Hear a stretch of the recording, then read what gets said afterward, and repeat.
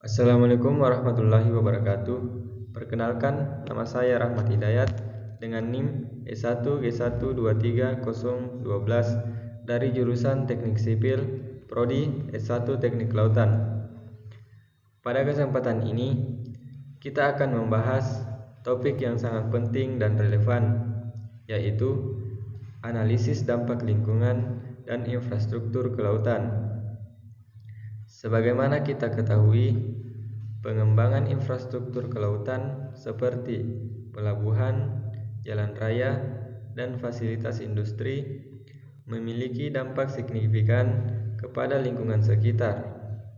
Oleh karena itu, penting bagi kita untuk memahami bagaimana pekerjaan ini dapat mempengaruhi ekosistem laut dan darat, serta langkah-langkah apa saja yang dapat kita ambil untuk meminimalkan dampak tersebut. Pada kesempatan kali ini, kita akan mengeksplorasi berbagai aspek analisis dampak lingkungan, mulai dari identifikasi potensi, dampak, hingga strategi mitigasi yang dapat diterapkan. Dalam latar belakang, dalam era modern ini, pembangunan infrastruktur memainkan peran krusial dalam mendorong pertumbuhan ekonomi dan meningkatkan kualitas hidup masyarakat. Infrastruktur yang baik mencakup berbagai elemen seperti jalan, jembatan, sistem penyediaan air dan listrik, serta fasilitas kelautan seperti pelabuhan dan dermaga. Namun, pengembangan infrastruktur tidak hanya berfokus pada aspek teknis dan ekonomi, tetapi juga harus mempertimbangkan dampak lingkungan dan sosial yang mungkin timbul.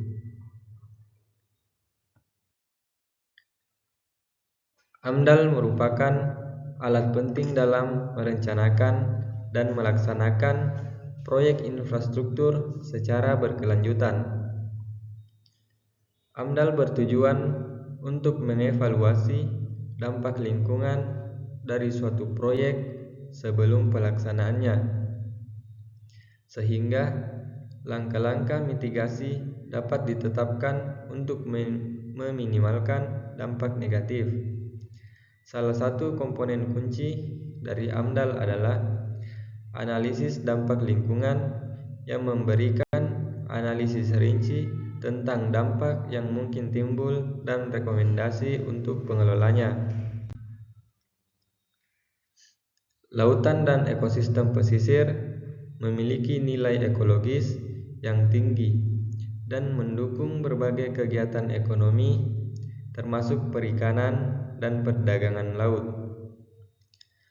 Pembangunan infrastruktur kelautan harus dilakukan dengan hati-hati untuk memastikan bahwa kegiatan tersebut tidak merusak lingkungan laut yang sensitif, seperti terumbu karang, hutan bakau, dan habitat laut lainnya. Dengan latar belakang ini, penting untuk menegaskan bahwa integrasi AMDAL dan ANDAL dalam setiap tahap perencanaan dan pelaksanaan proyek infrastruktur. Poin yang pertama akan saya bahas adalah apa itu AMDAL. Analisis mengenai dampak lingkungan atau AMDAL adalah kajian mengenai dampak besar dan penting suatu usaha dan atau kegiatan yang direncanakan pada lingkungan hidup yang diperlukan bagi proses pengambilan keputusan tentang penyelenggaraan usaha dan atau kegiatan di Indonesia. AMDAL ini dibuat saat perencanaan suatu proyek yang diperkirakan akan memberikan pengaruh terhadap lingkungan hidup di sekitarnya. Yang dimaksud lingkungan hidup di sini adalah aspek abiotik, biotik, dan kultural. Dasar hukum AMDAL di Indonesia adalah Peraturan Pemerintah Nomor 27 Tahun 2012 tentang izin lingkungan hidup yang merupakan pengganti Peraturan Pemerintah Nomor 27 Tahun 1999 tentang AMDAL. AMDAL telah dilaksanakan sejak 1982 di Indonesia.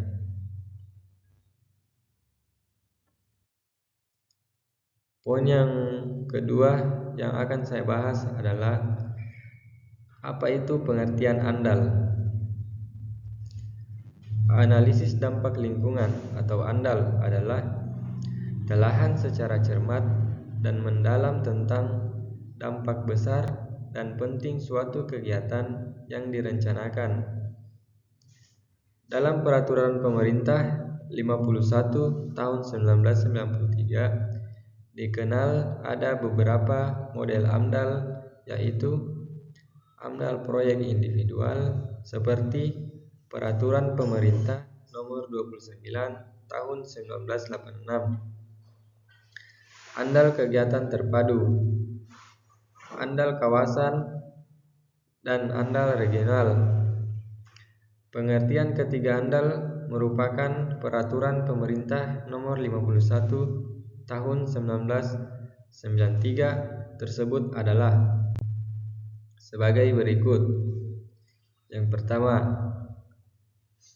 analisis mengenai dampak lingkungan kegiatan terpadu atau multisektor adalah hasil studi mengenai dampak penting usaha atau kegiatan yang terpadu yang direncanakan terhadap lingkungan hidup dalam satu kesatuan hamparan ekosistem dan melibatkan kewenangan lebih dari satu instansi yang bertanggung jawab.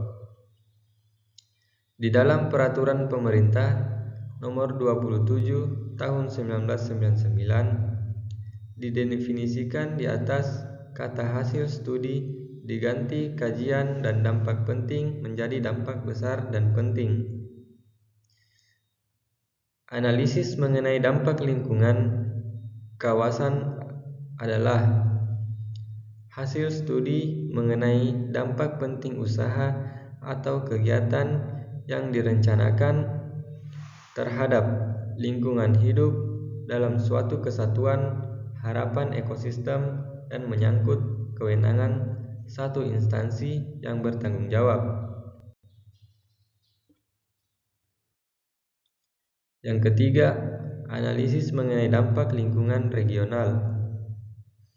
Analisis mengenai dampak lingkungan regional adalah hasil studi mengenai dampak penting usaha atau kegiatan yang direncanakan terhadap lingkungan hidup dalam satu kesatuan hamparan ekosistem zona rencana pengembangan wilayah sesuai dengan Rencana Umum Tata Ruang Daerah dan melibatkan kewenangan lebih dari satu instansi yang bertanggung jawab.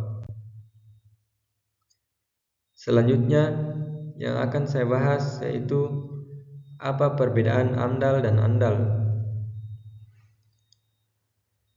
Menurut Peraturan Pemerintah Nomor 22 Tahun 2021, AMDAL adalah singkatan dari analisis mengenai dampak lingkungan hidup.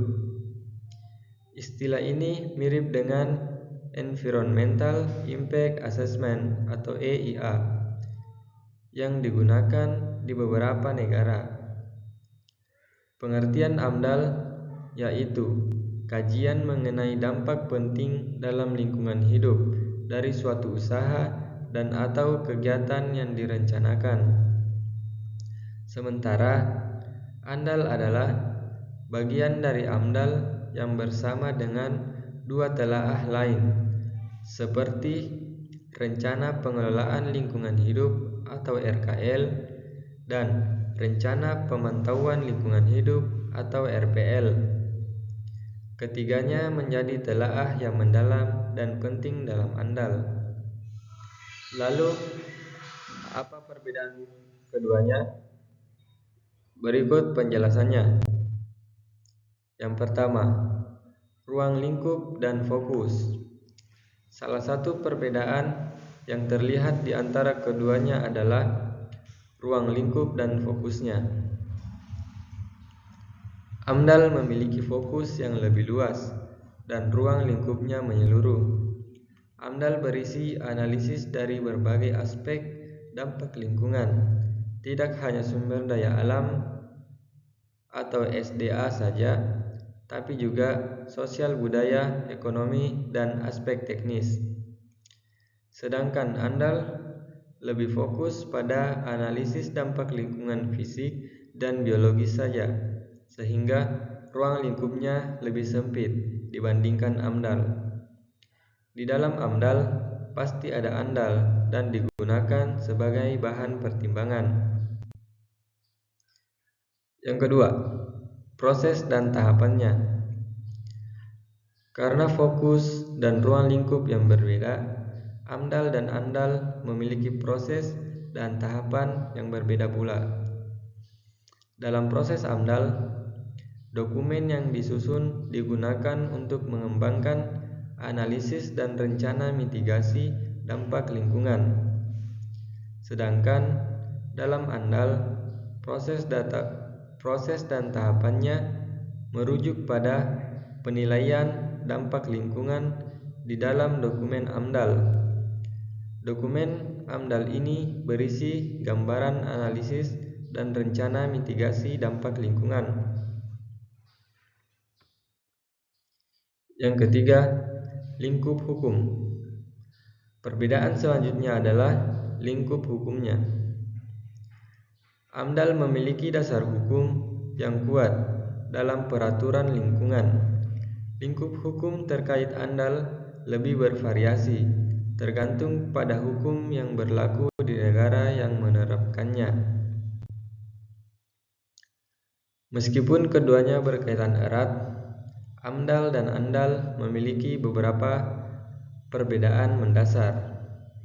Dari segi cakupan, AMDAL lebih luas, mencakup keseluruhan proses dari perencanaan hingga pemantauan. Sedangkan ANDAL lebih spesifik, fokus pada analisis dampak lingkungan. Dari segi komponen, AMDAL terdiri dari beberapa dokumen, seperti kerangka acuan, ANDAL, RKL, dan RPL. Sedangkan ANDAL merupakan salah satu komponen dari AMDAL. Dari segi tujuan, AMDAL memastikan pembangunan berkelanjutan dan ramah lingkungan, sedangkan ANDAL mengidentifikasi dan menganalisis dampak lingkungan secara spesifik. Hasil, AMDAL menghasilkan rekomendasi dan rencana pengelolaan serta pemantauan, sedangkan ANDAL menghasilkan analisis dampak yang menjadi dasar untuk RKL dan RPL. Ruang lingkup dan fokus. AMDAL memiliki fokus yang lebih luas dan ruang lingkupnya menyeluruh.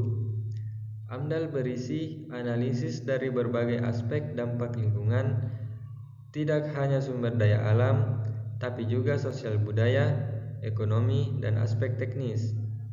Sedangkan ANDAL lebih fokus pada analisis dampak lingkungan fisik dan biologis saja, sehingga ruang lingkupnya lebih sempit dibandingkan AMDAL. Di dalam AMDAL pasti ada ANDAL dan digunakan sebagai bahan pertimbangan. Proses dan tahapannya. Karena fokus dan ruang lingkup yang berbeda, AMDAL dan ANDAL memiliki proses dan tahapan yang berbeda pula. Dalam proses AMDAL, dokumen yang disusun digunakan untuk menggambarkan analisis dan rencana mitigasi dampak lingkungan. Sedangkan dalam ANDAL, proses dan tahapannya merujuk pada penilaian. Poin selanjutnya yang akan saya bahas adalah mengenai apa itu infrastruktur secara umum. Secara umum, Infrastruktur dapat didefinisikan sebagai sistem fisik dan organisasi yang menyediakan layanan dan fasilitas yang diperlukan untuk memungkinkan, mempertahankan, atau meningkatkan kondisi kehidupan masyarakat. Infrastruktur mencakup berbagai struktur, sistem, dan fasilitas yang dibutuhkan untuk fungsi dasar ekonomi, sosial, dan lingkungan suatu komunitas atau masyarakat.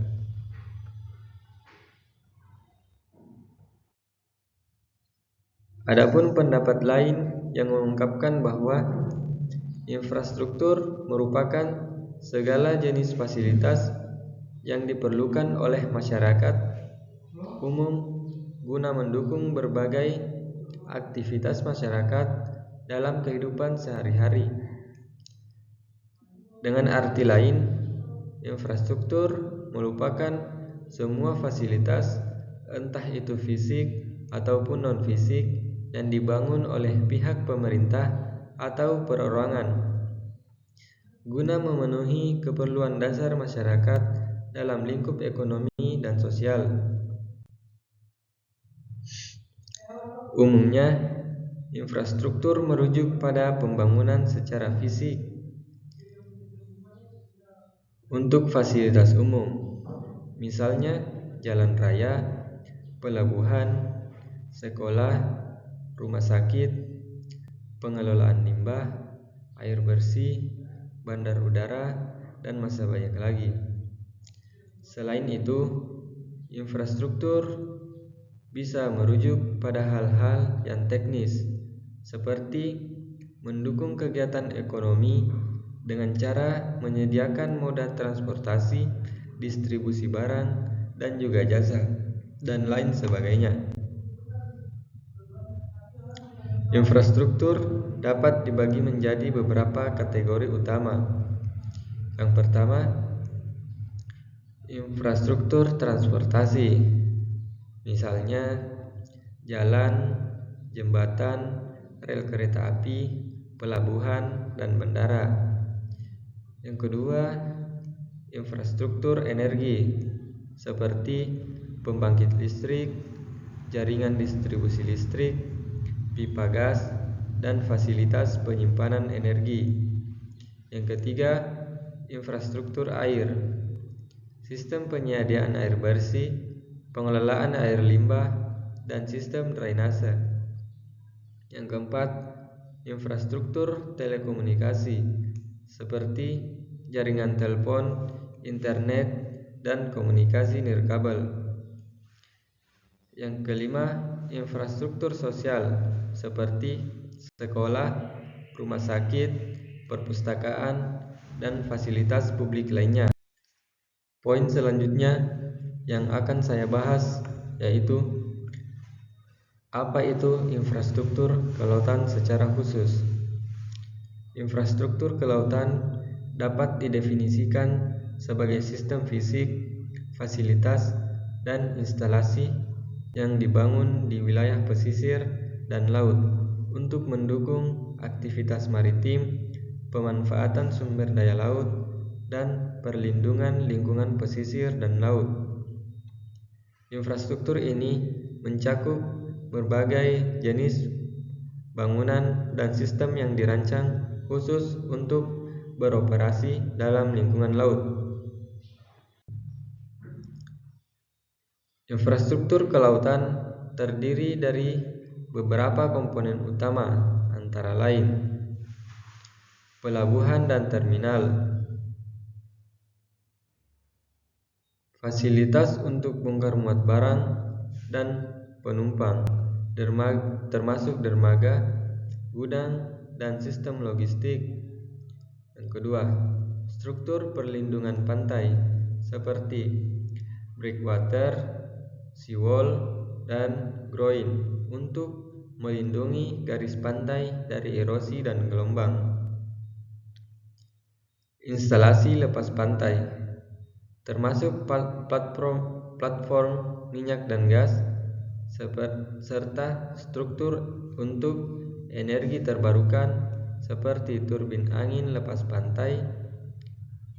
Yang keempat, sistem navigasi dan komunikasi seperti mercusuar, sistem pemantauan lalu lintas kapal, dan infrastruktur maritim.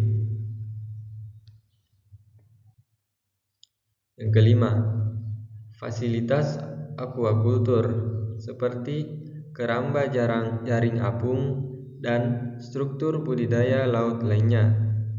Yang keenam, infrastruktur penelitian kelautan seperti stasiun penelitian, kapal riset, dan peralatan pemantauan lingkungan laut.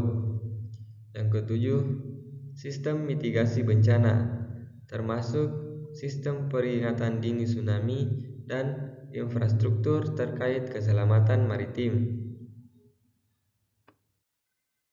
Yang kesembilan, fasilitas aquacultur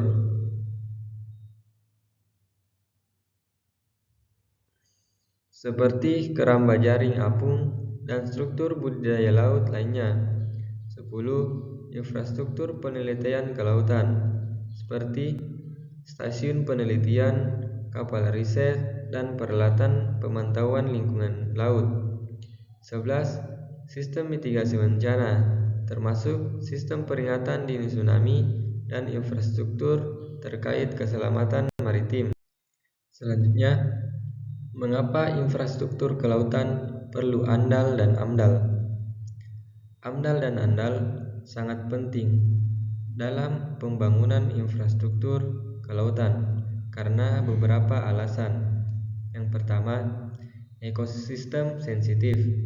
Laut dan pesisir merupakan ekosistem yang sangat sensitif dan kompleks. AMDAL dan AMDAL membantu mengidentifikasi dan memitigasi potensi dampak negatif terhadap ekosistem ini. Yang kedua, keberlanjutan. Memastikan bahwa pembangunan infrastruktur kelautan tidak mengorbankan keberlanjutan sumber daya laut jangka panjang.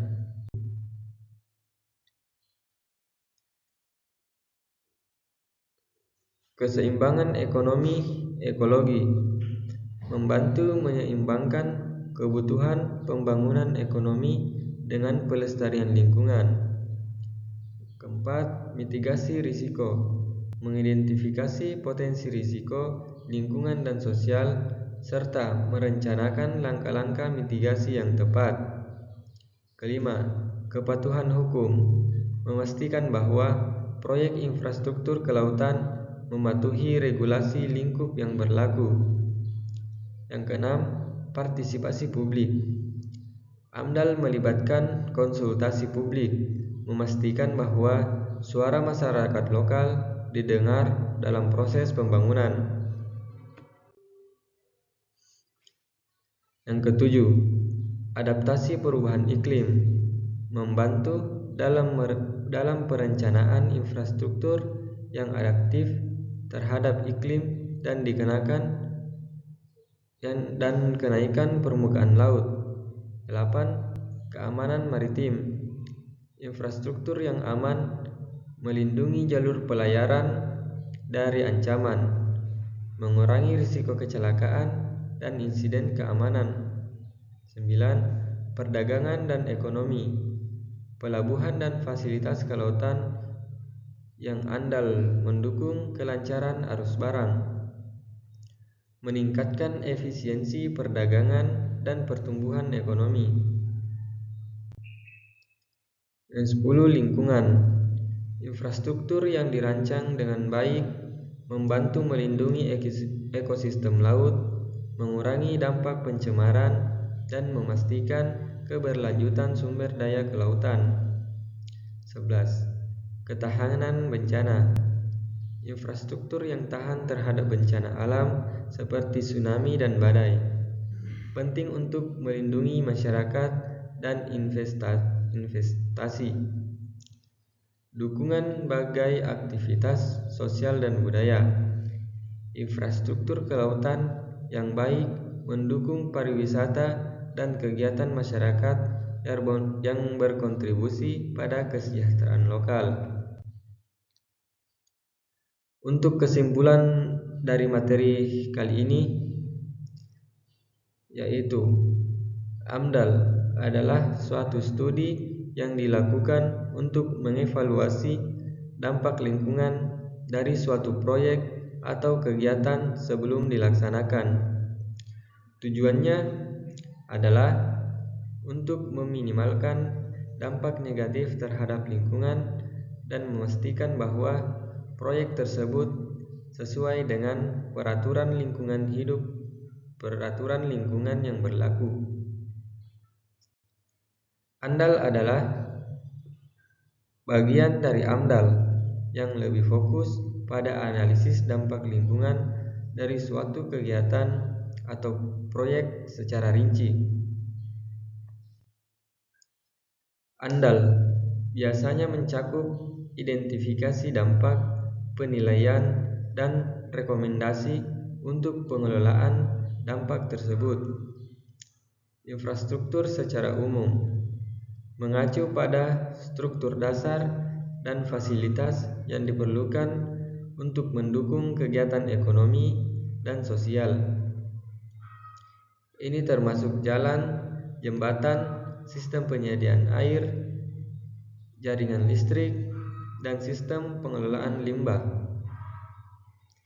Infrastruktur yang baik mendukung pertumbuhan ekonomi dan meningkatkan kualitas hidup masyarakat.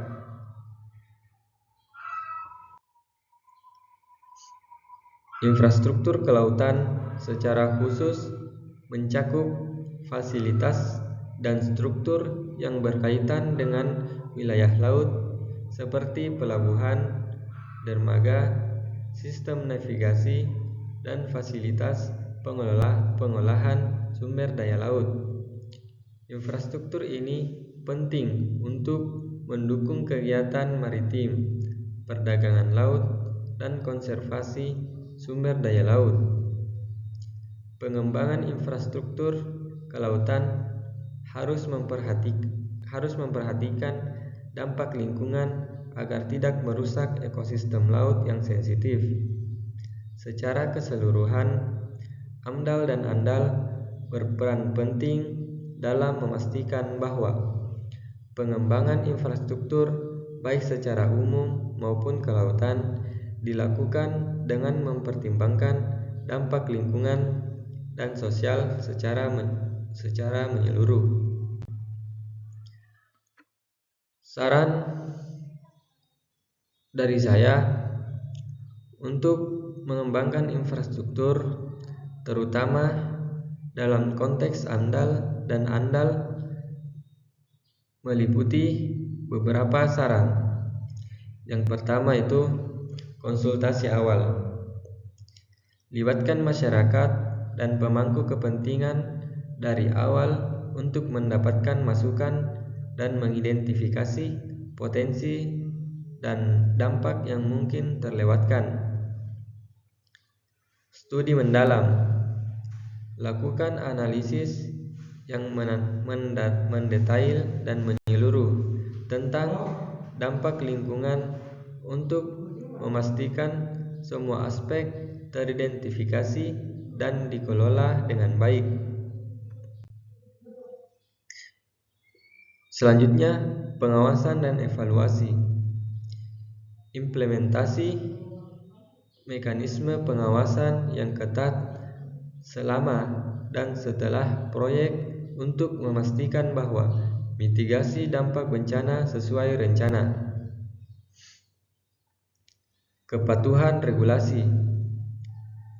Pastikan semua peraturan dan kebijakan lingkungan diikuti untuk meminimalkan risiko hukum dan dampak negatif. Inovasi berkelanjutan. Gunakan teknologi dan praktik terbaru untuk mengurangi dampak lingkungan dan meningkatkan efisiensi infrastruktur.